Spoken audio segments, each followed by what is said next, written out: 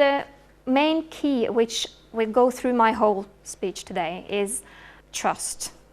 That is coming back again and again and again, because if you're interested in working with assessment for learning, really, you need to work on the relationship between all the participating parties. Teachers and students, obviously. Do they trust each other?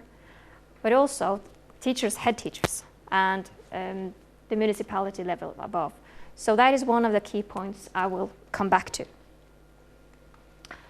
The special issue I will just show you here now, because you will recognize many of the authors. We were very pleased that Ruth Hayward wrote one piece for us about Scotland, focusing upon the national policy. But you can also see the different researchers from Sweden, Canada, US, Scotland, Norway, Chile, Singapore, and Trinidad and Tobago. And one of the things which was interesting is that we really wanted to have articles telling us about empirical work, large-scale empirical studies. But when you look at what they were all about, there are really only 4 papers which used empirical data. So one of the challenging findings still is that as far as we know, there are not many studies around the world which use empirical data in assessment for learning studies. Very often it's about one school or one school district, one classroom, 2 or 3 classrooms, but so far we're kind of lacking this. And of course, one issue is funding. It's always challenging to get funded to do some of these studies. But I would hope that in some countries it would be possible to do a little bit more on large scale. I said I wanted to present the Norwegian case, and to give you a little bit of background, this report, Balancing Trust and Accountability, that was published in 2013 as a report for OECD. And the article, which was published in 2015, is based upon that material and a little bit more of the data.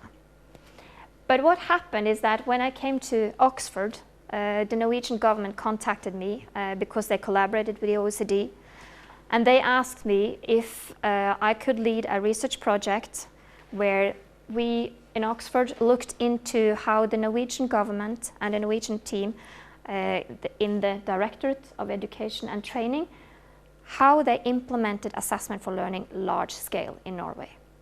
Because as you probably know, and I hope that you've told a little bit about it, Louise, in Norway they have had an assessment for learning program since 2007. I think it's originally started in 2006 as well. And it has been massive funding. I know from some of the colleagues I'm working with, they're impressed about for how long time, 10 years now, the Norwegian government has funded this program. But in 2012, they were also a little bit curious. Okay, we've funded this program for so many years.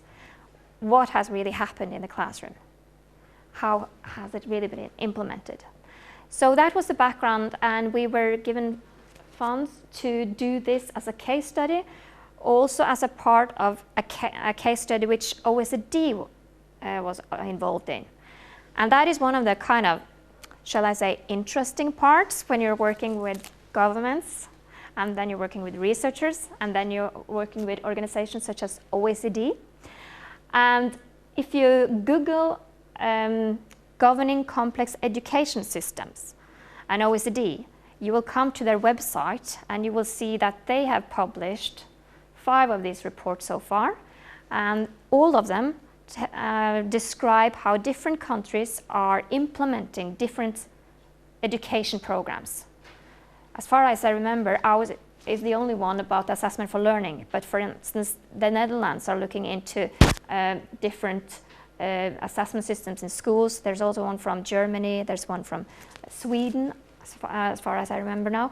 And they have now recently, in 2016, OECD published their report, building upon these country case reports, and then they gave their advice about how to implement educational reforms. One of the things we were pleased about is that they had actually picked up the theme trust, which was kind of interesting because we had an ongoing discussion around how we wrote up our report. And we focused upon trust. But that has been picked up in the big report too. So going back to this original project, one of the things OECD was interested in was the following.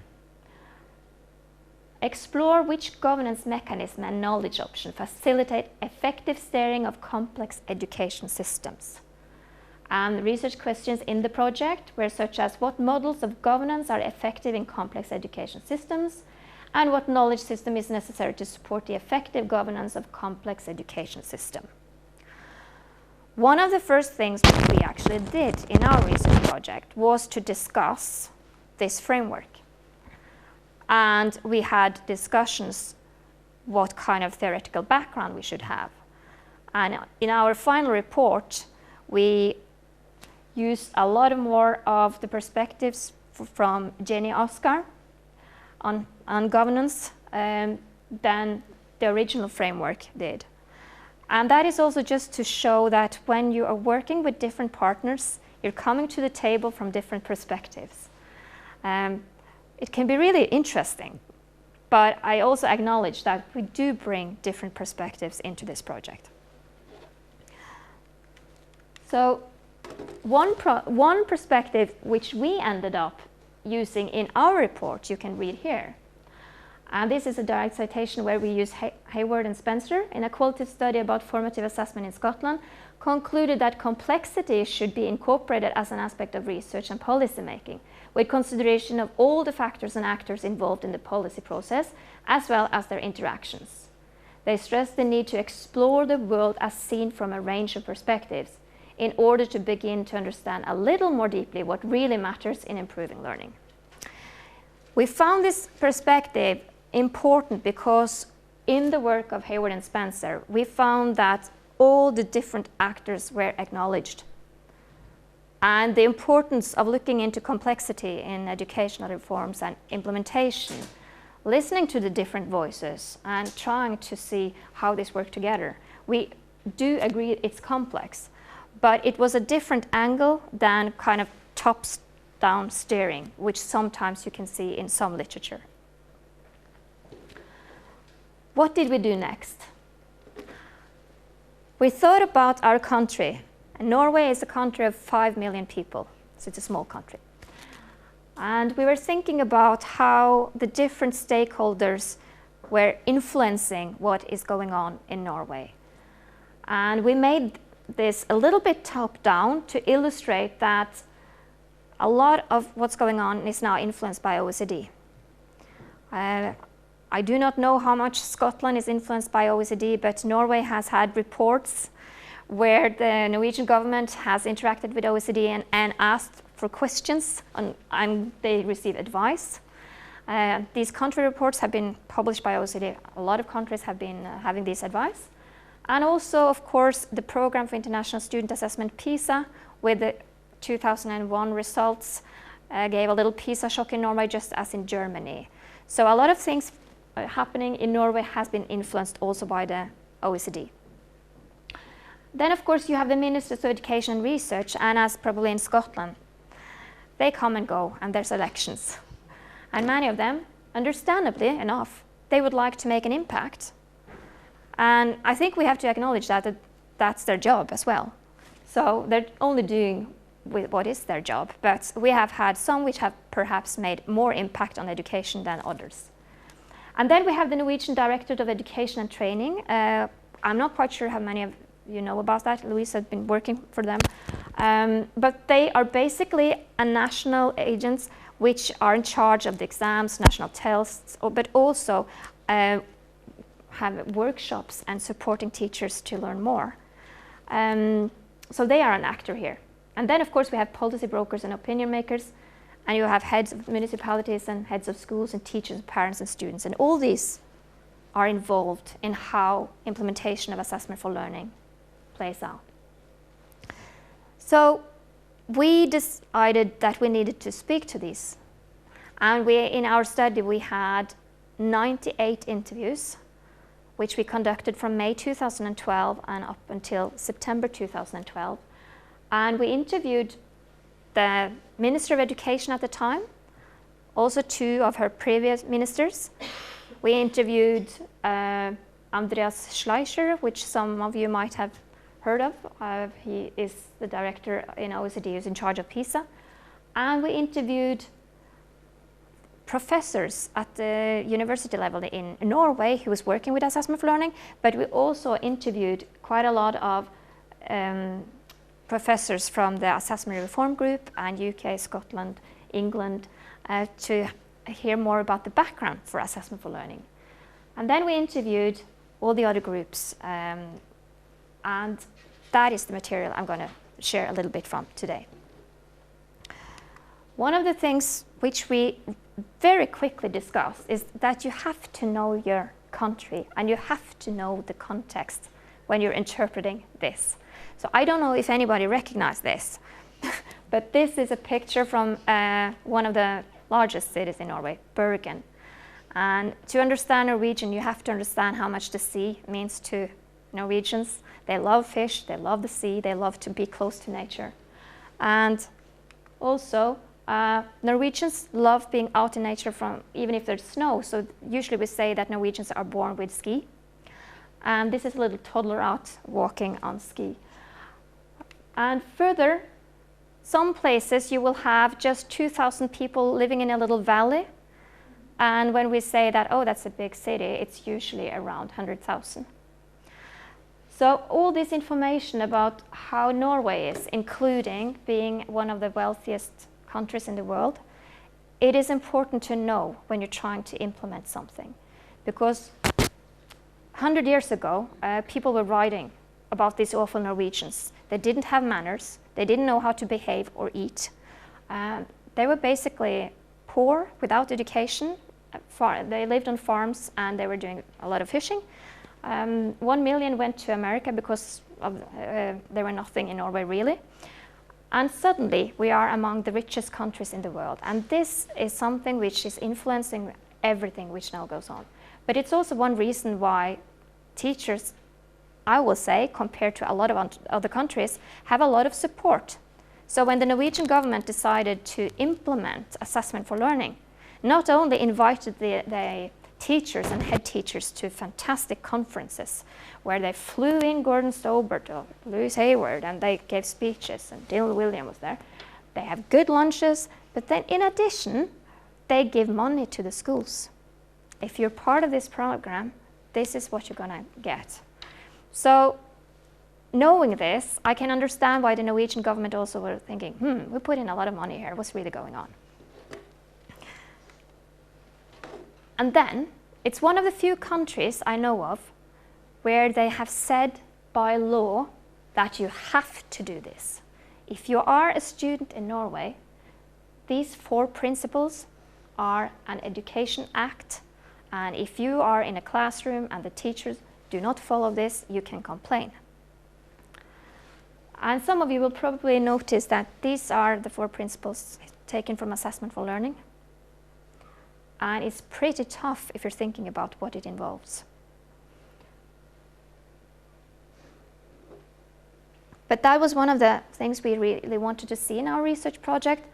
To what degree have teachers implemented these 4 principles in the classroom?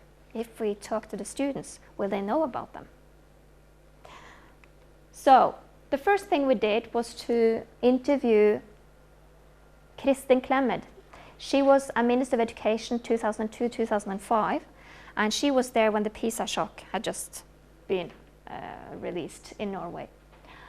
And she said that when she came to power, she was struck by the fact that there were a lot of knowledge in the ministry about structures, resources, and economy. But when she asked questions such as, how do we know that students learn what they are supposed to learn in schools? There was little knowledge and documentation available. The message from Clemed is basically that the education systems on all levels, the centres as well as the local, seem to lack knowledge of assessment literacy. So this is her perspective as a Conservative Party minister, and she said that it was unbelievable. Everybody was concerned about everything else except what do they really learn in schools. This goes back also to Norway being a country where the focus has really been on children's well-being. When I, long time ago, went to teacher education to become a teacher, we had arguments around whether students should have marks or grades, as we said, when they were 13 or not. Because the whole idea was that if you give them grades, it's not good for their self-esteem and they will learn less.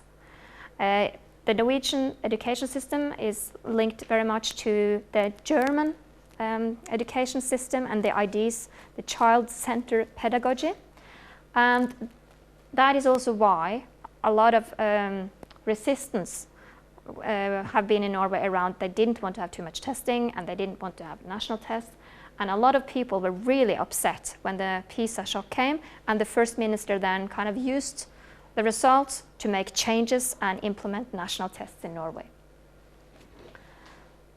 But then after her, a new election came and we had a minister from the Socialist Party, Djupedal. And when I spoke to him about implementation and what he would suggest would help an implementation, he was focused upon the teachers' resistance to any change. And he meant that is the most challenging. And he also suggested that there had been too many reforms and that Clemet before him had done too much, so now all the teachers were so tired, so he just had to kind of avoid tiring them more out. But interestingly enough, when Clemet and Djupedal spoke about the issues, they more or less agreed. Then we had Kristin Halvorsen. It says present there. That's an old slide because she was until 2013. She said that she was also concerned about teacher resistance. So one of the first big speeches she had had in Lillehammer, where the teacher union was, she had said, when I explained I would not reform the school all over again, you could see that some of the teachers in the audience relaxed. They sat down in their chairs and were quite happy. Of course, then I was worried they had got the wrong message. But one of her main message was, all pupils in Norway have a right to good teaching, no matter which municipality they live in. Which goes back again to this country where you have more than 300 municipalities, and very many of them have less than 2,000 people living there. So you will find all these small schools also, but no matter what, everyone says students should have high quality schools. Then I met Andreas Schleicher and asked him about what he thought about implementation of educational reforms. And he said that basically Norway is a country where the Ministry of Education has really very limited control over what happens in the classroom. And he focused upon that one of the positive aspects of the Norwegian system is the high level of trust. But the downside of this is that it is very hard for the teachers to understand where they stand and for the schools to know where they stand. So this is literally what he said. And he explained this, that he thought that it was only when PISA came that the teachers really knew that the students were not as good as everybody thought. And he pointed to the fact, he thought, that you really needed better measures because it was too much like, he also kind of jokes about this, the children in Norway being so happy and pleased about themselves, but they're not really doing that well because they also they score higher in the PISA when it comes to self-esteem, while, for instance, in Japan, the children report lower self-esteem, but they achieve higher. Which again, from a Norwegian perspective, we will say, well, perhaps that is actually good, that they feel good about themselves because it's part of our culture to support them and to have an education system where you would like them to feel well. It's a good outcome as well. But what was interesting again is also that in this interview, he also describes how much he has been involved with the ministers in discussing how to develop national tests. And he also praised them for the way they've been doing that. And you can see this interaction from OECD to the governments and how this is influencing what is going on in the classroom. But then I do a little jump because some of the people we interviewed, and I'm allowed to cite them, so they are also cited with full name in the report, such as Gordon Stobart, they were asked to come to Norway and have workshops for assessment for learning. And what happened is that we started with 170 schools, and now more than 1,000 schools have been involved. And the implementation strategy has been to have conferences, workshops, and networking. And they tried to have all teachers who were involved to link also to each other between different schools and this sharing culture. One interesting aspect of that is that if you go to Facebook, you will see some of these teachers involved. They have now a Facebook network with 15,000 members, and they share a lot of knowledge. And that's one way I actually also share my knowledge, because whenever I have a good article out, I publish it there and I tell them, this is something you should read, because this has just come out. So another thing which I think has been really helpful is that the UDIR, as we call them in Norway, the Department of Education and Training, they also recorded all these different presentations, and they allow everyone to see it. So it's out there.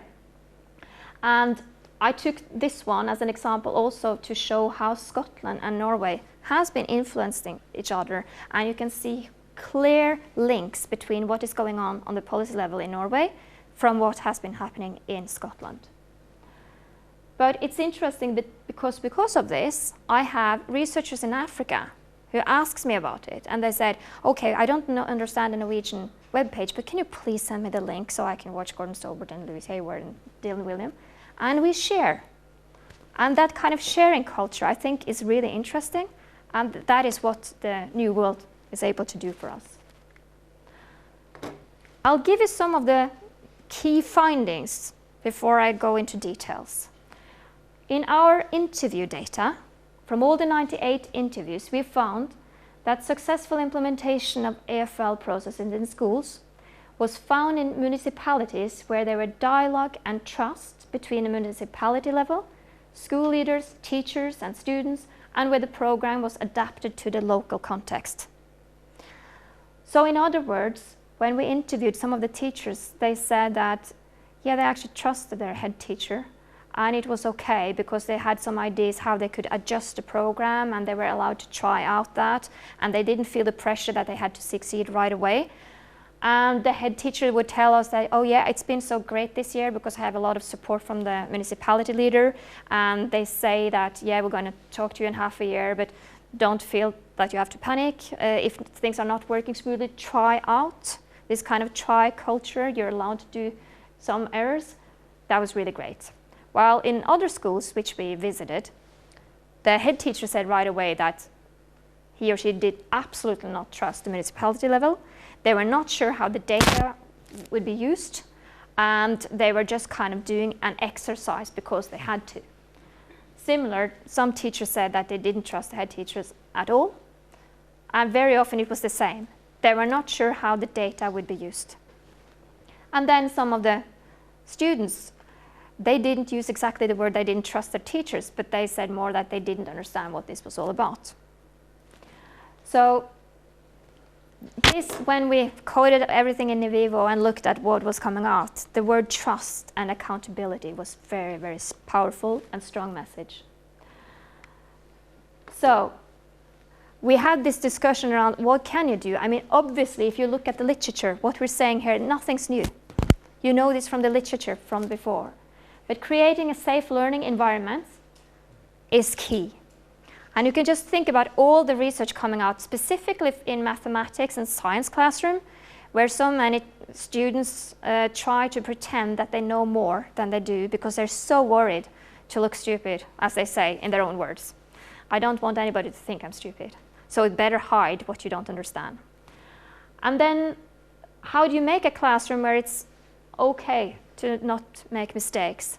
One of the interesting things we saw in the student interviews are all the children around 10, 11 years old talking about how good school is because they trust each other, because they have a lot of friends, because it's okay to ask questions, and the teacher is kind to me. And then when you look at that and you look at all this literature, telling about what we can do to create this safe learning environment. I think that is a very powerful tool, and even if we have known this for 40 years, we just have to carry on and say, this is what the literature tells us. We just need to focus upon it. And then, of course, also these two things which we often share with teachers in classroom. Over and over again, we observed classrooms where teachers just ask questions. There's no time to reflect. So even if we know about these things, it's hard to do something about it. This table looks perhaps a little bit complicated, but it's easy when I'm trying to explain how this is. This is the 9 different schools we visited and interviewed teachers, pupils, and head teachers and school leaders.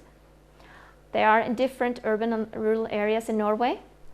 And here, from analysis of our interview data, if we found strong evidence of assessment for learning practices, we have these 2 signs, 3 or 4 principles represented.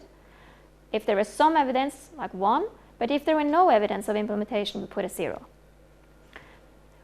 What we found in this qualitative material is that unfortunately only school 2, 5, 6, and 9 have implemented assessment for learning.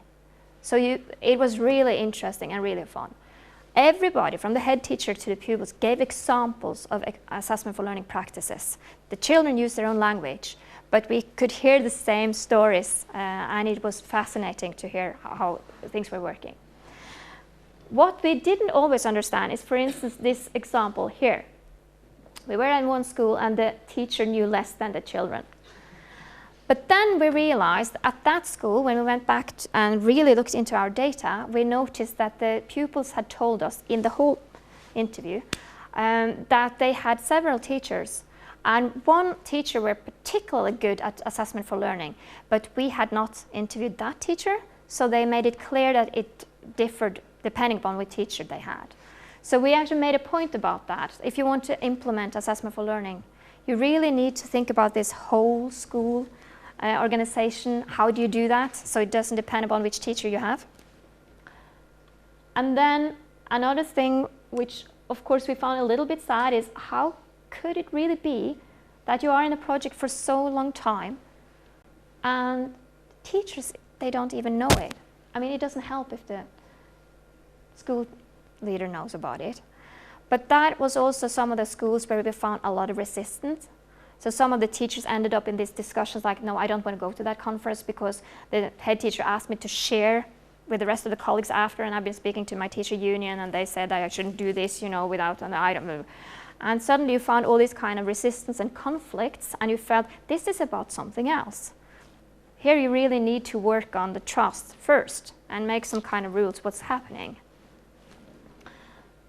One thing which I have to say, which I thought was really interesting, is this school here.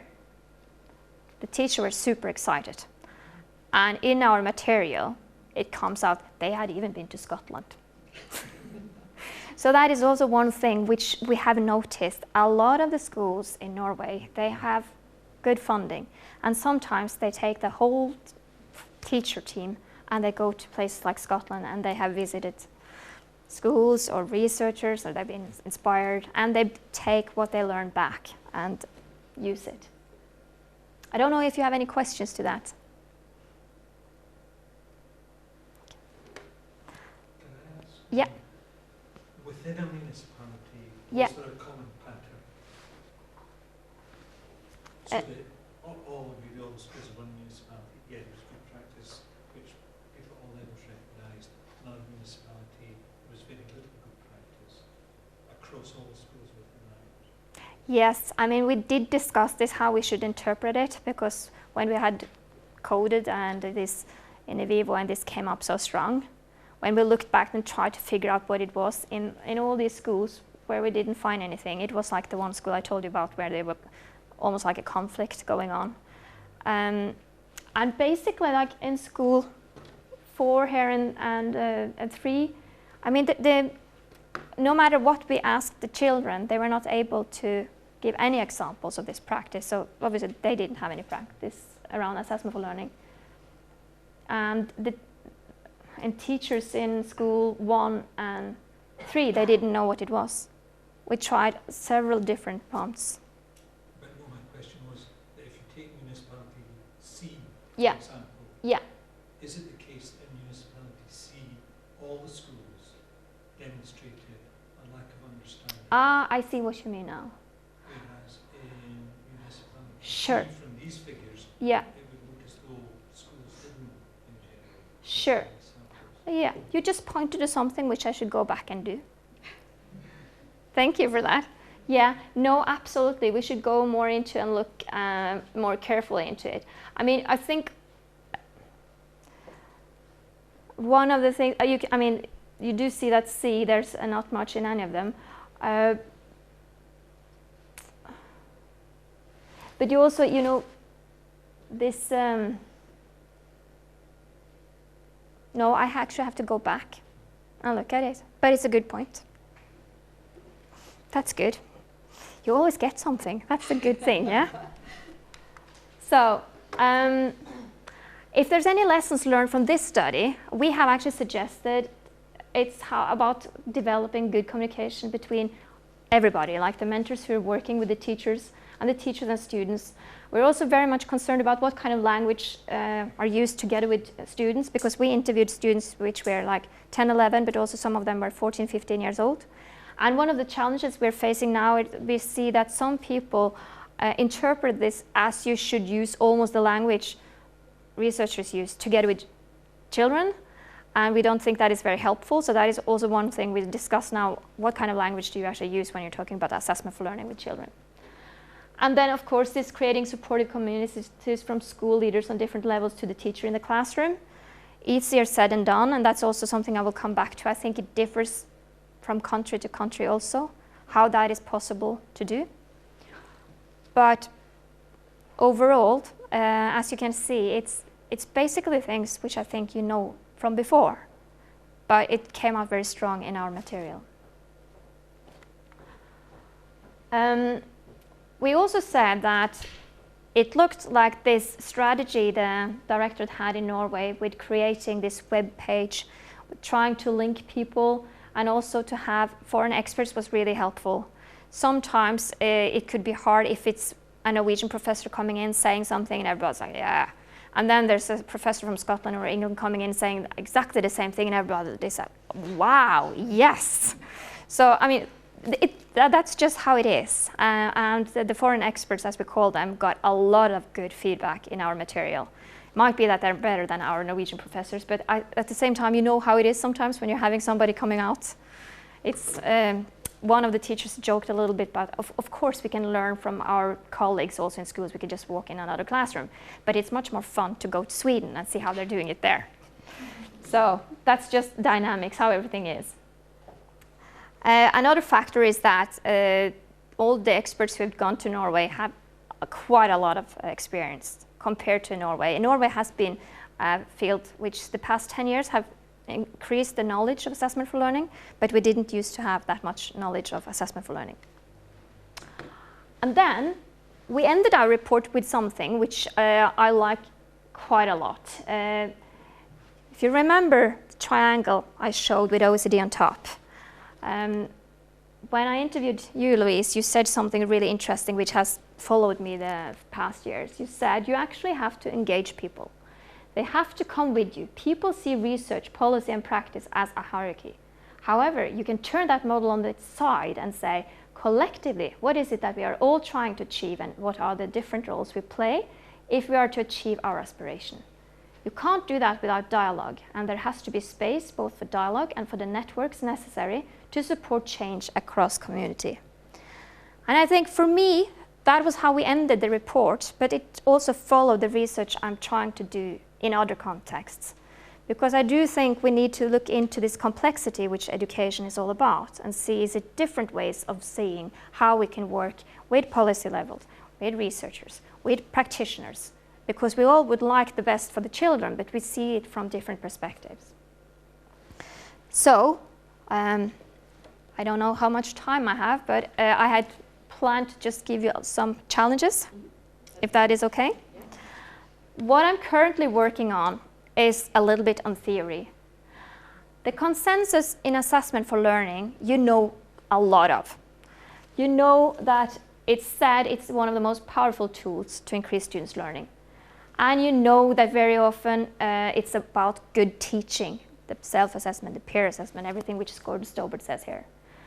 And it's also said that there's consensus in research regarding the positive effects of AFL as perceived by research participants. But it is this perceived. What is actually going on in the classroom? Then we have some claims, and they have been troubling me a little bit, and now I'm very honest with some of my concerns. There's some strong claims in some articles, such as the Black and Wiliam classic from 1908, and also from Hatch and Timberley. And there's some strong claims around effect sizes. But also, Steiner-Kamsi has reminded us that this assessment for learning, it has become almost like a movement, and it has had major impact in so many countries. But then, if we go back to what have been published, and now I show you a web page from Assessment for Learning, you will see that the literature which is most read is Assessment and Classroom Learning from 1998. It was published here online in 2006. And it's Teachers Developing Assessment for Learning by Dylan Wiliam. It was published in 2004. And then we have a critique, a publication by Bennett, which came in 2011, which I'm not quite sure if you know of. Some of you might know of. He critiqued this, what he called overuse of claims around effect sizes. And to start with Dylan Wiliam here and his colleagues, they had this project in Oxfordshire schools, which is one of the studies which has looked empirically at how it's possible to increase students' learning. But if we look at the study, which is still one of the most read, it's about 24 teachers in 6 schools. So again, if we're looking at it, it is not that big study. Effect sizes claim to be 0.32. Again, what they were doing was using questioning, feedback, sharing criteria with learners, self-assessment. They were teaching and having workshops with teachers, pretty much the same as the case study from Norway. That was how they were working on it. As a reminder, the challenges is also very often, as Assessment Reform Group has said, that many schools give the impression of having implemented assessment for learning, when in reality the change in pedagogy that it requires has not taken place. So these are just a reminder of the challenges. A little bit too much text perhaps, but just a reminder from the original review what it takes to implement assessment for learning, and also a reminder in the end that lasting and fundamental improvements in teaching and learning can only happen in this way if we do it slowly and through sustained programs of professional development and support. So the original articles do stress a lot of the things which we know is important. And over again, the criteria around assessment for learning is coming up here in the 2009 article. Clarifying sharing learning intentions and engineering effective classrooms, providing feedback, active students. The same as the 4 principles which you saw in Norway. Very often it's also presented like these tables, how the different roles of the learner and the teacher and the learners as pair can work on where the learner is going, where the learner is right now, and how to get there. This is presented in many articles in different ways. I'm quite sure you know them. Or it is presented to teachers like this, and I don't want you to read this, but very often when you go to a classroom, you will see this rainbow on the wall. This is a research-based principle of assessment for learning to guide classroom practice, and it says here the different principles and how you can act them out. And then I will show you an overview of a state of the field review which we did in Oxford in 2014. It was Joanne Baird who was leading that project, and other authors were Gordon Stowart, Paul Newton, and myself, and a PhD student from Norway, Anna Utheim. We looked into the theory which I flagged up in 3 areas, and one of them were assessment for learning. And one of our struggles and challenges is that we reviewed the field assessment for learning, and we found 907 peer-reviewed articles and 481 conference proceedings on assessment for learning and formative assessment published after 1998. So it was from 1998 until 2013. But the challenge is that fewer than 10 of these articles could be described as large scale. The vast majority being case studies in 1 or 2 schools with relatively few students. My concern is that our research field so far could be a little bit more robust, to put it that way. We do need more research on large scale. If we compare to other areas, for instance, how motivation have been studied by educational psychologists, there are more studies with more larger material. I do think we need it in assessment for learning. And again, the claims. While claims for large effect size are regularly made in the literature, the evidence for this has increasingly been critiqued. So the evidence I showed you from the 98 paper by Black and Wiliam, it has been critiqued, and some say that it's a little bit too bad because it's like we're overselling something and we shouldn't do it. Because assessment for learning is actually a good way of teaching, but if we do this overselling, it can backfire. Yes? Just a clarifying question. When you're talking about these effect sizes, what outcome is that based on? Is that a performance score or a report of their learning? Or? Yeah. So that is, we specifically looked into studies which had reported anything around achievement scores. So thank you for clarifying that. I should have mentioned that. And that is also, and one reason for this is that most of these studies has not been designed to look at increased learning outcome. Most of the studies, extremely many of them, are about teachers' perceptions or students' perceptions of assessment for learning. So we know a lot about that, but we do not know very much about how you actually use assessment for learning to increase students' learning, as measured in a test, for instance, or something similar. And I do know that what I'm saying now could be controversial, because when I discussed this, for instance, with the Norwegian government and Directorate for Education and Teacher Training, they said, well, that was actually not one of our goals for our program. Our program, first of all, we wanted to increase students' motivation. And we wanted students to be more active in their student role. We wanted them to become more self-regulated. And then the question from the research team and I was, if you want to do that, don't you want them to learn more as well? Can you do both? I don't know if anybody else would comment upon this point. We can probably talk more about it after also. Okay. So I'll finish with what we're currently working on, because I'm saying all this, I'm struggling with what we know from research studies. I'm struggling with having very little material to build upon when it comes to empirical studies. And then together with our research team in Oxford, I'm currently leading a project together also with co-investigators in Tanzania and South Africa. And we have been writing up this big research project and got funded from ESRC to increase students' learning outcome in mathematics in primary, in very challenging contexts in South Africa and Tanzania. And assessment for learning in Africa is challenging because I'm coming with my Norwegian background. I'm used to talking to Irish and English and Scottish pupils and see their classrooms.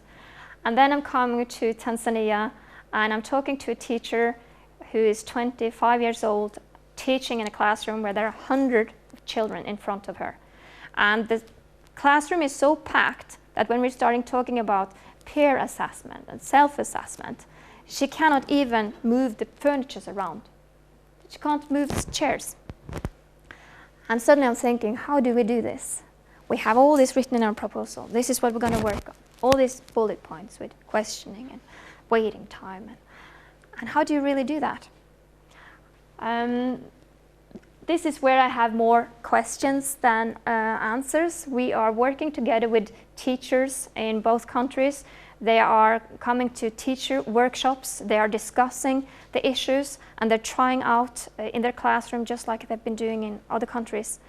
But it has become more and more clear for me that one of my big questions is actually, how much is assessment for learning a concept for the rich countries' classrooms? And one question which I'm raising up to myself is, we have this perspective that we want the self-regulated child, the child who is assessing their own work, asking critical questions. What if you are in a culture where being critical is not seen as being a good student? What are we doing if we're bringing all our ideas into another culture and we're saying that we're actually going to be aware of the context and we're going to take that context knowledge into it and adapt and adjust? But what are we really doing here? So I'm really happy and pleased that we have a lot of experts, people on the ground who know this context, but the discussions are completely different than what has happened in a Scandinavian country or England or Scotland. And of course also finding myself talking about trust in a country which is still young when it comes to democracy, such as South Africa, and it's not a long time since it was apartheid. It raises some interesting ethical questions as well. So I just want to say in the end, I do hope that some of you will contact us, perhaps follow us. This is our webpage on our center if you're interested. Please feel free to ask questions or be in contact or share experiences from your own research, because I think if we're really going to make a difference, I do think we need to collaborate and share knowledge, because this is challenging in so many ways. So with that, I think I should say thank you.